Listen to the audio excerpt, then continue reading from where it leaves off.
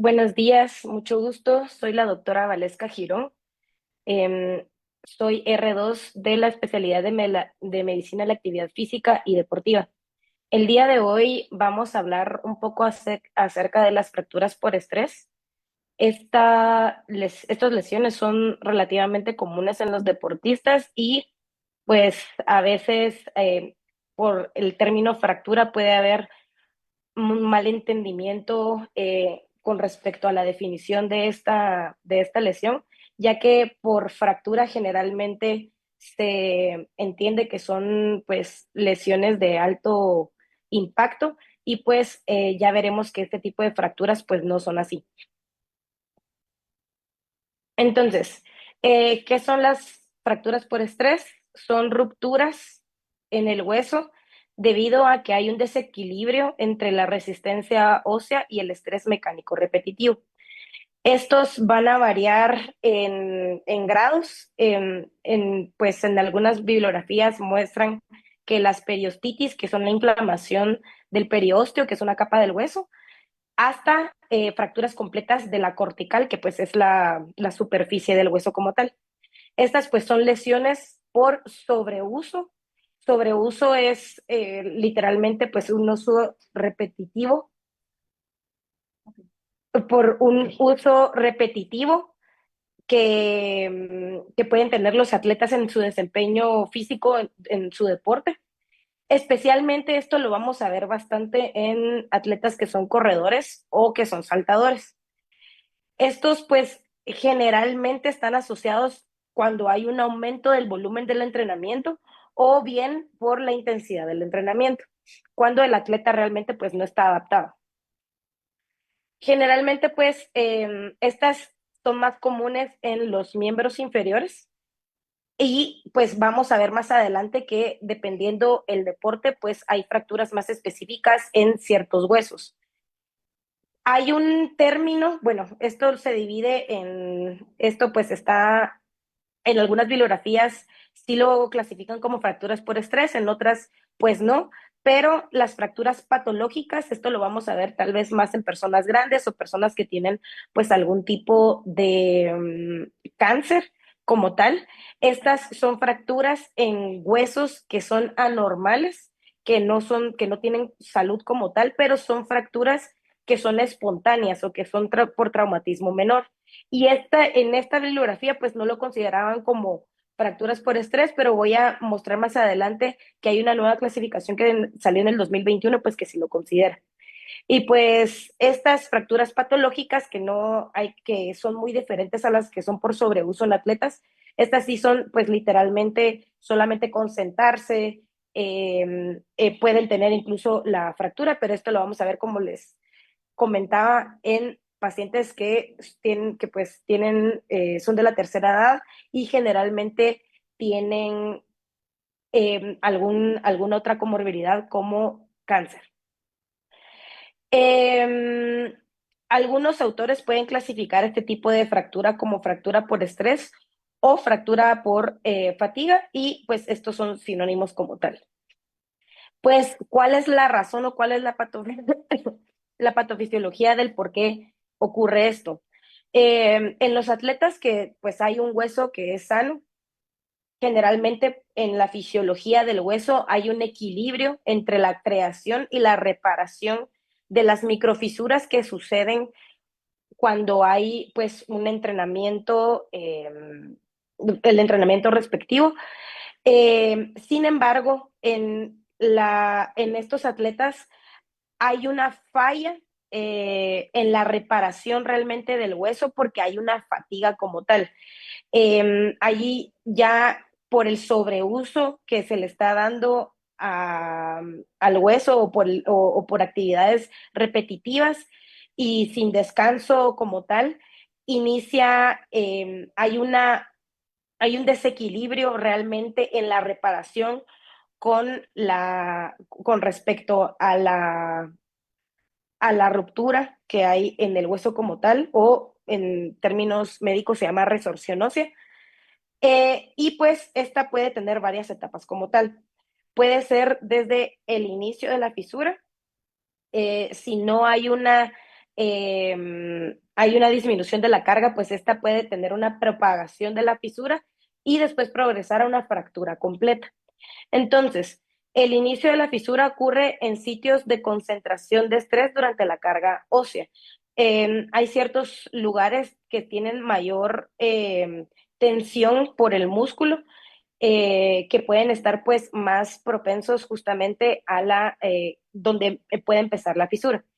La propagación se da cuando la carga continúa y no hay un descanso pues óptimo en los atletas, y cuando la carga continúa, esto va a ir provocando múltiples fisuras y va a generar una fractura completa.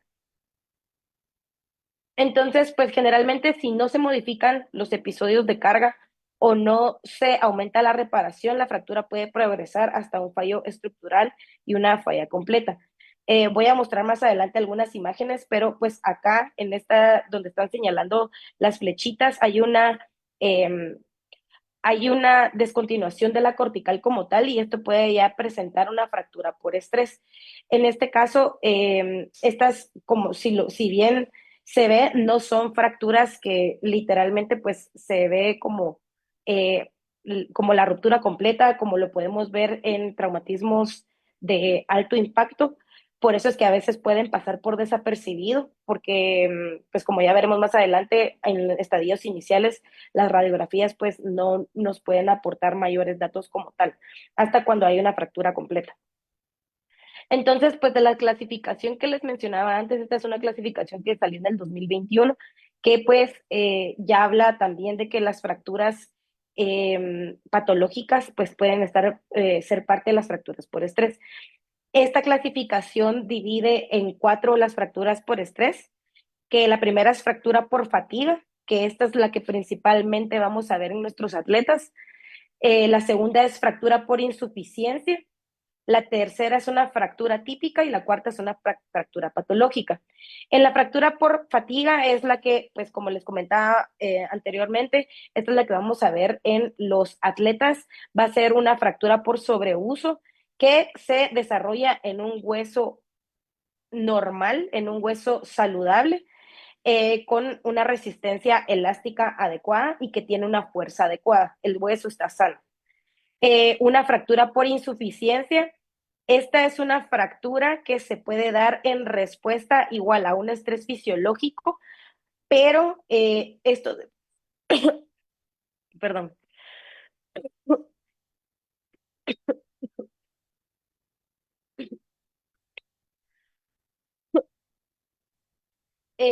perdón. Entonces, las fracturas por insuficiencia son fracturas que se dan en respuesta a un estrés fisiológico, pero que puede haber incluso un sobreuso como tal, pero la diferencia es que en esta el hueso no está sano, que incluso esto lo podemos ver más, o sea, les voy a comentar más adelante, en el síndrome de Retz, que pues está eh, presente en las atletas mujeres que, bueno, no solo mujeres, pero en los atletas que tienen deficiencia deficiencia de energía. Y como tal, estas fracturas se pueden dar en huesos osteoporóticos, o incluso en pacientes que pueden tener algunas otras enfermedades como Payet, osteomalacia, hipofosfatemia, artritis reumatoide, hipertiroidismo, osteomelitis y poliomielitis. Entonces, estas son fracturas por insuficiencia como tal. Las fracturas atípicas, generalmente, esto también forma parte de las fracturas por estrés. Estas se puede presentar más en la diáfisis femoral, que es como la parte larga. Este tipo de fracturas son específicamente por iatrogenia, se le llama, que es por el uso de medicamentos muchas veces. Por ejemplo, puede estar asociado al uso de bifosfonatos o de un anticuerpo monoclonal que se llama denosumab. Estos medicamentos incluso se dan para osteoporosis, para aumentar la formación del hueso, pero también como efecto adverso puede estar asociado a fracturas atípicas. Eh, y otros dos medicamentos que de hecho hay un abuso de estos en la población general, que son los glucocorticoides, que pues entre estos está dexametasona, betametasona, etcétera, que pues esto lo usan muchas veces pues la población general. Cabe recalcar que generalmente pues este tipo de fractura se da cuando ya el uso es excesivo o con dosis demasiado altas. Y también puede estar asociado a inhibidor de bomba de protones, que son generalmente pues los medicamentos que usan para la gastritis o para el reflujo. Y por último, las fracturas patológicas, que como ya había mencionado anteriormente, estas van a ser fracturas que se dan por movimientos simples o por traumas menores en un hueso que ya está bastante debilitado, pero esto es secundario a que hay un proceso de oncológico o de cáncer a nivel de hueso. Entonces, en cuanto a la epidemiología, las fracturas por estrés pueden ser parciales o completas cuando el hueso está sometido o expuesto a cargas submáximas de forma repetida. Como tal, las cargas submáximas no causan la fractura. Lo que causa la fractura es que haya una poca recuperación entre sesiones y, eh, y que sea una actividad repetitiva. Por ejemplo, los corredores de larga distancia, que realmente son los mismos músculos, el impacto al hueso es exactamente el mismo. Eh, Conforme entrenan o conforme, por ejemplo, se someten a competencias y hay un poco de descanso entre el entrenamiento o las competencias, esto los puede exacerbar o pues los puede predisponer a fracturas por estrés. Las causas principales como tal son las fuerzas musculares contráctiles porque el músculo como tal se está contrayendo constantemente y pues esto genera cierta tensión a nivel de hueso, lo que puede estar aumentando las microfisuras a nivel de hueso. Y pues en general también hay una fatiga a nivel de las estructuras de soporte. Las fracturas por estrés representan hasta del 10 al 20% de todas las lesiones en medicina deportiva. Realmente es algo que pues es relativamente común en nuestros atletas.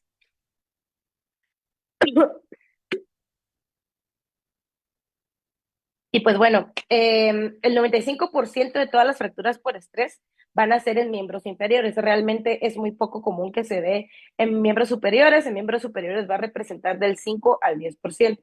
Las mujeres van a estar más predispuestas a las fracturas por estrés, especialmente cuando están en entrenamientos de pretemporada, cuando el volumen es bastante pues alto.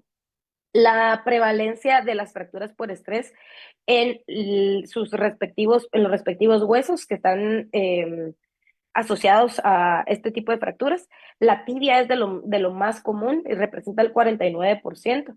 Los huesos del tarso van a representar el 25%. Metatarsianos, fémur y la fíbula o peroné representan el 9%. Y pues, ¿qué tipo de fracturas vamos a tener respecto al tipo de deporte? Generalmente los corredores de campo, los que son eh, sí, como los que le dicen trail runners, estos van a tener fracturas a nivel del hueso navicular, de la tibia y de los metatarsianos. Los corredores de largas distancias, por ejemplo, maratonistas, van a tener mayor riesgo para fracturas a nivel de tibia y de fíbula. Los pacientes pues que bailan van a tener mayor predisposición a fractura de los metatarsianos y pues los militares como tal pueden tener asociación a fracturas en calcáneo o metatarsianos. Entonces, en cuanto a la etiología, vamos a tener factores extrínsecos, quienes están en mayor riesgo de desarrollar esto.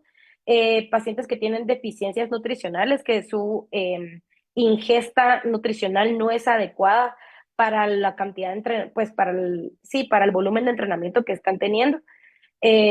Trastornos de la alimentación. Generalmente, pues las deficiencias nutricionales y los trastornos de alimentación pueden ser común en ciertos tipos de deporte y va a ser más prevalente generalmente en atletas femeninas, por lo cual este tipo de población puede estar mayor predispuesta a este tipo de lesiones.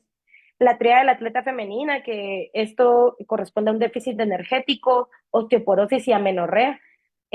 Son pacientes que tienen muy bajo porcentaje de grasa y que van a tener presente estos tres componentes y pues por la osteoporosis pueden estar en mayor riesgo de fracturas por estrés.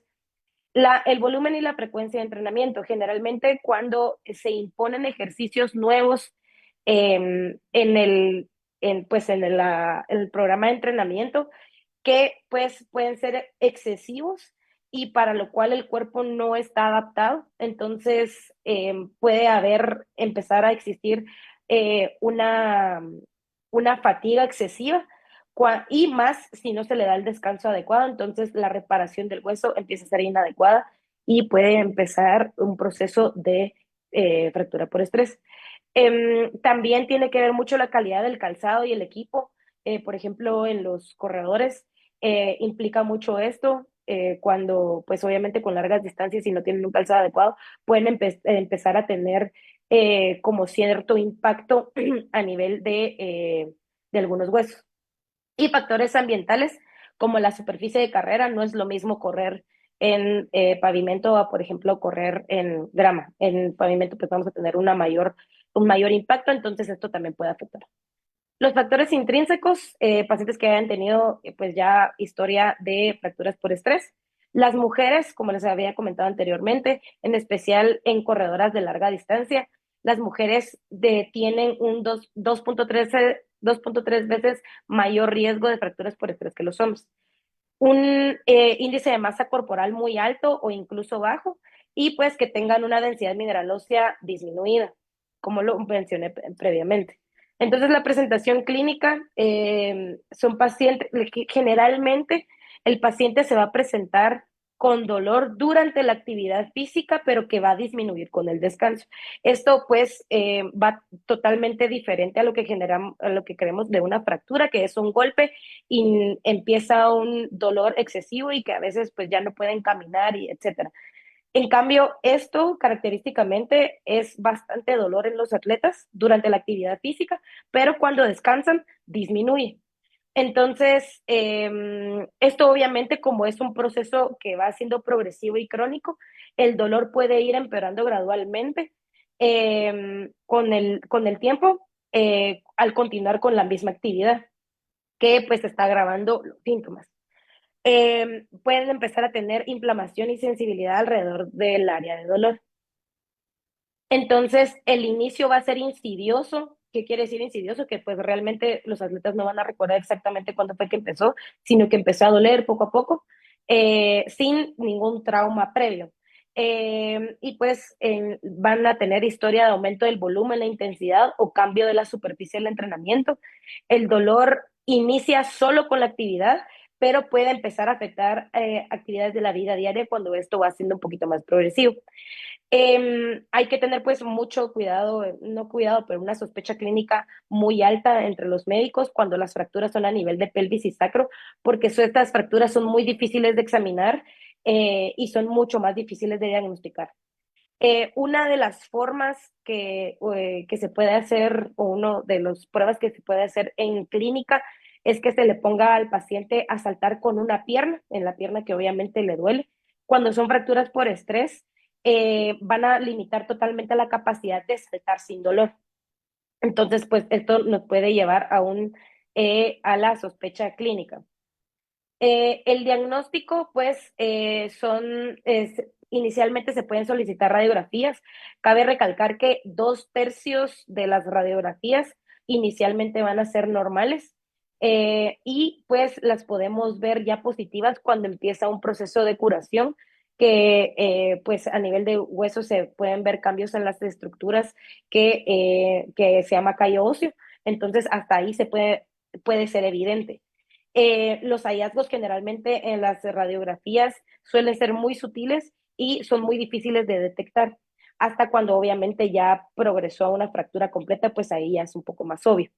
La resonancia magnética es bastante efectiva cuando hay sintomatología intensa y cuando tenemos la sospecha clínica alta, pero ya vimos unas radiografías que están normales.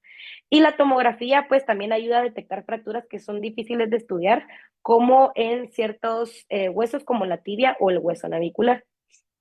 Este es un ejemplo de fractura a nivel del cuello femoral, que estas en una tomografía.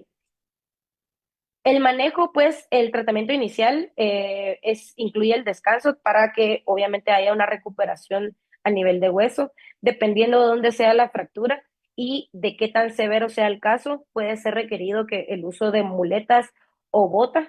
La primera etapa de la recuperación incluye analgésicos, modificación del peso en la extremidad, cambio en las actividades, dejando de realizar, pues, obviamente las actividades que empeoran o causan la lesión.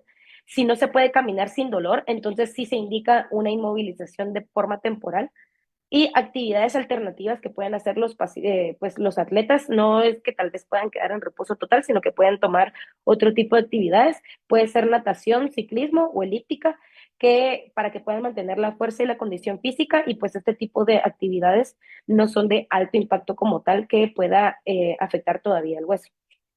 La recuperación implica que haya un descanso sin dolor y se tiene que hacer un retorno gradual a la actividad, que esto va a ser progresivamente con las semanas, y se tiene que adaptar a un programa de rehabilitación como tal. La rehabilitación y el fortalecimiento van a ser súper esenciales para evitar lesiones. Se tiene que fortalecer mucho, mucho el músculo para que este sea apto posteriormente a resistir las cargas de entrenamiento que pues en algún momento el atleta estuvo expuesto. Es importante seguir un programa personalizado que permita realizar la actividad de forma segura y efectiva, y pues deben ser vigilados los síntomas y siempre manteniendo la libertad del dolor durante la recuperación. Si el dolor empeora durante o después, el dolor no debe empeorar durante o después del ejercicio. Y si reaparecen los síntomas, entonces nuevamente se tiene que reducir la carga, volumen o intensidad del entrenamiento, se tiene que volver a hacer el cambio de las actividades sin impacto y se tiene que volver a realizar nuevamente estudios de imagen para valorar las fracturas por estrés. Ahora, el tratamiento generalmente para para las fracturas, específicamente en el fémur, por ejemplo, en la diáfisis femoral, este se puede manejar de forma conservadora, y esto pues se puede hacer con descanso y modificación de la actividad. El tratamiento quirúrgico estaría indicado en pacientes que tienen baja densidad mineral ósea, que son pacientes mayores de 60 años, o incluso si ya tienen fractura completa o desplazamiento. Esto generalmente de forma conservadora es cuando es en la parte larga del hueso femoral. Si es en el cuello femoral, en su parte superior, generalmente estas son fracturas de alto riesgo de no unión y generalmente son quirúrgicas. La patela, estas son lesiones por estrés que se pueden tratar de forma conservadora generalmente, pero este tipo de fracturas también tienen alto riesgo de no unión, entonces se tiene que pues, con un traumatólogo y valorar si se tiene que hacer un cerclaje o se puede dejar únicamente de forma conservadora. La tibia generalmente es un manejo conservador, se tiene que dar restricción de la actividad y modificación del apoyo del peso. Sin embargo, si la fractura incluye una parte del hueso que se llama corteza anterior, este sí necesita reducción quirúrgica. O la fractura de la meseta tibial, esta puede tratarse conservadoramente, y las fracturas del malleolo medial pueden ser conservadoras o quirúrgicas. Si nos damos cuenta, en el mismo hueso pueden existir fracturas en diferentes partes, y dependiendo de dónde esté, se puede optar de tratamiento conservador o quirúrgico.